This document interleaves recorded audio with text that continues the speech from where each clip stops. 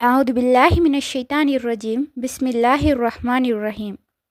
அல்லாஹ்வின் அருள் கொண்டு அல் குர்ஆனின் ஒளி உங்கள் இதயங்களை பவளமாக மாற்றட்டும் இன்ஷா அல்லாஹ். நூருல் குர்ஆன் ஒஃபிஷியல் யூடியூப் சேனல் ஊடாக உங்களுக்கு சலாத்தை தெரிவித்துக் கொள்கின்றேன். அஸ்ஸலாமு அலைக்கும் வரஹ்மத்துல்லாஹி வபரகாத்துஹு. நிச்சயமாக என்னுடைய பதிவுகள் அனைத்தும் எனக்கே முதல் நினைவூட்டல். நாம் அனைவரும் எவ்வளவோ தேவைகளுடன் எவ்வளவோ கஷ்டங்களுடன் இருக்கின்றோம். இவ்வாறாக தேவைகள் நிறைவேற்றவும் கஷ்டங்கள் தீரவும் நிறைய அமல்களை செய்கின்றோம். இவ்வாறான தேவைகளை நிறைவேற்றும் ஒரு அமல், இந்த அமலே எம் தேவைகளை நிறைவேற்ற போதுமானது. இன்ஷா அல்லாஹ் இந்த அமலை ஒரு முறை செய்தால் போதும். அப்படியான ஒரு சிறந்த அமலை பற்றித்தான் இன்ஷா அல்லாஹ் இன்றைய பதிவில் நாம் பார்க்க இருக்கின்றோம். நாம் எவ்வளவு அமல் செய்கின்றோம் என்பதல்ல விடயம். நாம் சிறிய அமலை செய்தாலும் பெரிய அமலை செய்தாலும் அதில் அல்லாஹ்வின் மீது நம்பிக்கையைத்தான் அல்லாஹ் பார்க்கின்றான். அதனால் நாம் ஒவ்வொரு அமலை செய்யும் போதும் அல்லாஹ்வின் மீது முழுமையாக நம்பிக்கையுடன், எனது ரப்பு எனக்கு வெற்றியை தருவானினும் நம்பிக்கையுடன் அமல்களை செய்ய வேண்டும் இன்ஷா அல்லாஹ். நாம் ஒரு அமலை ஒரு தடவை செய்தாலும் அதை நாம் நம்பிக்கையுடன் செய்தோம் என்றால் ஒரு தடவையிலேயே அல்லாஹ் நமக்கு பலனை தருவான். அப்படியான ஈமானையும் ஈமானில் உறுதியையும் நம் அனைவருக்கும் வல்ல அல்லாஹ் தந்தருள்வானாக. ஆமீன். இன்ஷா அல்லாஹ் நீங்களும் ஆமீன் என்று கூறிக்கொள்ளுங்கள். இந்த துன்யாவுடைய வாழ்க்கையில் நாம் அனைவரும் ஏதாவது ஒரு பிரச்சனையோடு தான் இருக்கின்றோம். ஆனால் அனைத்துக்குமான ஆறுதல் வார்த்தைகளை அல்லாஹ் அல் குர்ஆனில் கூறியுள்ளான்.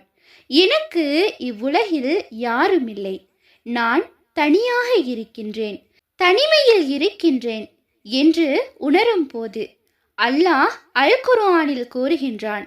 சூரத்துல் ஹதீத் வசனம் 4, நீங்கள் எங்கிருந்த போதிலும் அவன் உங்களுடனே இருக்கின்றான்.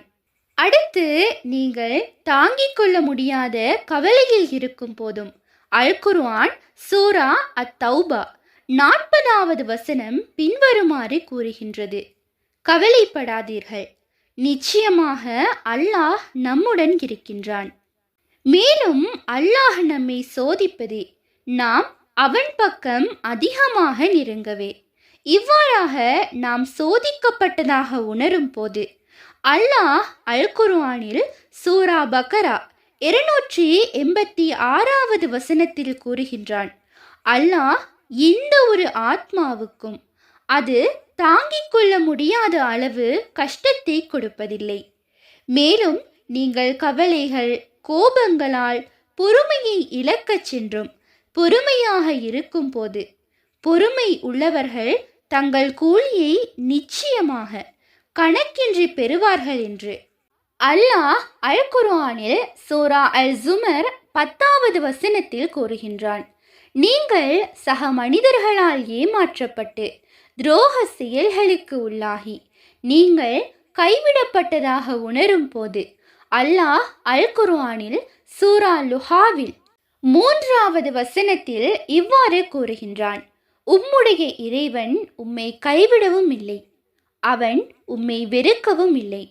மேலும் வாழ்க்கையில் பல சோதனை, கவலை, பிரச்சினைகள் என்பவற்றை எனக்கென எதுவுமே கிடைப்பதில்லை, எனக்கென எதுவுமே இல்லை என்று நீங்கள் எண்ணும் போது இந்த வசனத்தை பாருங்கள்.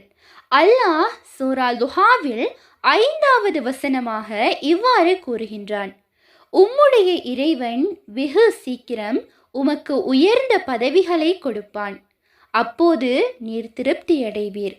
இவ்வாறாக நீங்கள் கவலைகளால் கஷ்டங்களால் அவதிப்படும் போது அல் குர்ஆன் தமிழ் விளக்கத்தை படியுங்கள். அனைத்துக்கும் தீர்வு ஆறுதல் அல் குர்ஆனில் உள்ளது. நான் என் பதிவு முடிவில் உண்மையான அறிவை தேடும் வழி அல் குர்ஆன் ஆகும் என்று வார்த்தைகளாக கூறவில்லை. நான் கவலையாக உணரும் போது தெளிவு பெறும் வழி இது. ஆகவே அல் குர்ஆன் தமிழ் விளக்கம் அதிகமாக படியுங்கள். அல்லாஹ் எப்போதும் எம்முடன் தான் இருக்கின்றான். நிறைய விதமான கவலைகள், பண பிரச்சினை, திருமண தடைகள், குழந்தை இல்லா பிரச்சினை, தொழிலின்மை, பிள்ளைகள் இருந்தும் அவர்கள் சொல் கேட்பதில்லை. இவ்வாறான பிரச்சினைகள் நீங்கி நாம் ஆசைப்படும் விடயங்கள் நடைபெற எனக்கு அல்லாஹ்வின் உதவி கிடைத்தே ஆக வேண்டும் என்று நினைப்பவர்கள் இந்த சிறப்பான 2 ரக்காத் தொழுகையை நீங்கள் தொழுது பாருங்கள். ஒரு தடவை நீங்கள் முழு நம்பிக்கையுடன் இந்த தொழுகையை நீங்கள் தொழுது பாருங்கள். அல்லாஹ் நம் தேவைகளை நிறைவேற்றி தருவான். உதவியை கூடிய விரைவில் நமக்கு தருவான். மிகவும் பலன் வாய்ந்த தொழுகையை பற்றித்தான் இன்ஷா அல்லாஹ் இன்றைய பதிவில் நாம் பார்க்க இருக்கின்றோம். இந்த ஒரு தொழுகையை ஹிர்லா அலைஹிஸ்ஸலாம் அவர்கள் கற்றுத்தந்த ஒரு தொழுகை. இந்த தொழுகையை நஃபீல் தொழுகை என நியத்து வைத்து 2 ரக்காத் தான் தொழுக போகின்றோம். அதாவது நீங்கள் இந்த முறையில் தொழுது பாருங்கள். அல்லாஹ் மிக வேகத்தில் நம்முடைய துஆக்களை கபூல் செய்வான். நம்முடைய தேவைகளை நிறைவேற்றி தருவான். நியத்து வைத்து அல்லாஹு அக்பர் என்று கூறி முதல் ரக்காத்தில் சூரத்துல் ஃபாத்திஹாவுக்கு பிறகு சூரத்துல் காஃபிரூன் சூராவை 10 முறை ஓதுங்கள். இவ்வாறு முதல் ரக்காத்திலும் 2வது ரக்காத்தில் சூரா ஃபாத்திஹாவுக்கு பிறகு சூரா இஹ்லாஸை 10 முறை ஓதிவிட்டு இன்ஷா அல்லாஹ் தொழுகையை முடித்துவிட்டு அதே அமர்வில் இந்த ஒரு திக்ரை தொடர்ச்சியாக செய்துவிட்டு அல்லாஹு அக்பர் என்று சுஜூதுக்கு சென்று உங்கள் தேவைகளை கேளுங்கள். இந்த 2 ரக்காத் தொழுகையை முடித்துவிட்டு சுப்ஹானல்லாஹி வல்ஹம்துலில்லாஹி வலா இலாஹ இல்லல்லாஹு வல்லாஹு அக்பர் எனும் 3ஆம் கலிமாவை 10 முறை ஓதிக்கொள்ளுங்கள்.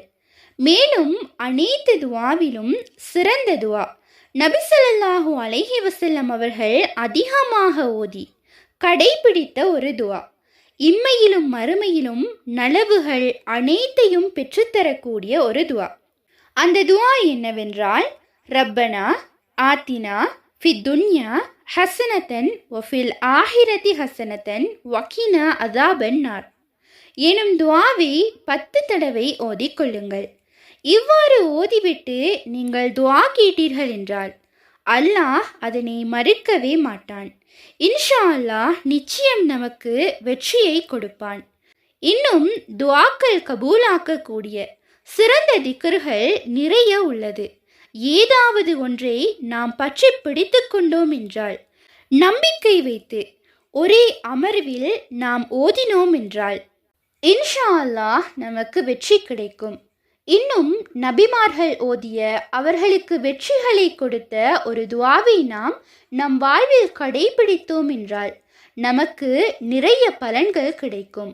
இவ்வாறாக நாம் 2 ரக்காத் தொழுதுவிட்டு சுப்ஹானல்லாஹி வல்ஹம்துலில்லாஹி வலா இலாஹ இல்லல்லாஹு வல்லாஹு அக்பர் எனும் 3ஆம் கலிமாவை 10 முறை ஓதிவிட்டு அடுத்து நபியவர்கள் ஓதிய இந்த ஒரு துவாவை, அதாவது ரப்பனா ஆத்தினா ஃபித் துன்யா ஹசனத்தன் வஃபில் ஆஹிரதி ஹசனத்தன் வகினா அஸாபன் நார், இதையும் 10 தடவை ஓதிக்கொள்ளுங்கள். அடுத்ததாக இப்போது நான் கூறும் இந்த சிறந்த திக்ரையும், அதாவது மூசா அலைஹிஸ்ஸலாம் அவர்களுக்கு அல்லாஹ் செல்வம், குடும்பம், இன்னும் வீடு என்று ஓதிய நிமிடத்தில் அல்லாஹ் கொடுத்தான். அப்படியான ஒரு சிறந்த திக்கர். அந்த திக்கர் என்னவென்றால், ரப்பி இன்னி லிமா அன்சல்த இளைய மின் ஹைரின் ஃபக்கீர்.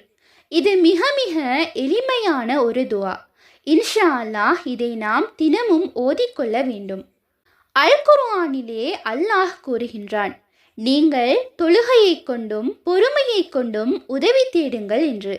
இன்ஷா அல்லாஹ் இந்த தொழுகையை நியத்து வைத்து இந்த திக்ருகளையும் ஓதிக்கொள்ள வேண்டும். எமக்கு தேவையான விடயங்களை சுஜூதில் கேளுங்கள். ஏனென்றால் அல்லாஹ்வின் அன்பும் நெருக்கமும் கிடைக்கக்கூடிய ஒரு இடம் இந்த சஜிதா தான். நம் துஆக்கள் ஏற்றுக்கொள்ளப்படக்கூடிய ஒரு இடமாகவும் இது காணப்படுகின்றது. அதில் அழுது கேளுங்கள்.